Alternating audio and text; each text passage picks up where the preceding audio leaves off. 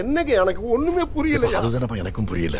ஏடிஎம்கேல 3 முறை முதலமைச்சராக இருந்த ஓ பன்னீர்செல்வம் அவர்கள் இப்போ டிஎம்கேல ஜாயின் பண்ணிட்டாரு. அதை வேற ஞாபகப்படுத்திட்டீங்க. நெஞ்சமெல்லாம் பொண்ணு அறக்கு தம்பி. யாரும் எதிர்பார்க்காத நிறைய விஷயங்கள் நடக்கிற ஒரே இடம் அது அரசியல் களம் தாங்க. அதே மாதிரி இந்த 2026 அரசியல் களமும் சூடுபிடிக்க ஆரம்பிச்சிருக்கு.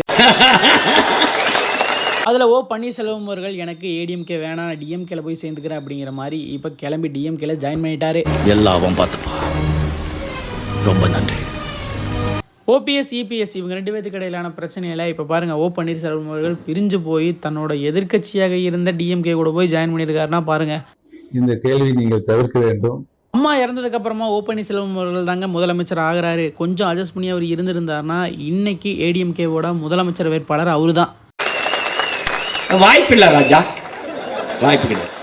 எடப்பாடி அவர்கள் முதல்வராக வர்றதுக்கெல்லாம் வாய்ப்பே இல்லாமல் தாங்க இருந்துச்சு. ஆனால் இங்கே என்ன வேணாலும் நடக்கலாம் இல்லையா, நடந்துருச்சு. ஓ பன்னீர்செல்வத்தோட மகனான ரவீந்திரநாத்தும் இன்னைக்கு டிஎம்கேல ஜாயின் பண்ணியிருக்காருங்க. நாளுக்கு நாள் எதிர்பாராத நிறைய பேர் டிஎம்கேல ஜாயின் பண்ணிட்டே இருக்காங்க. இதுக்கு ஒரு எண்டே கிடையாது அப்படிங்கிற மாதிரி தான் இருக்கு.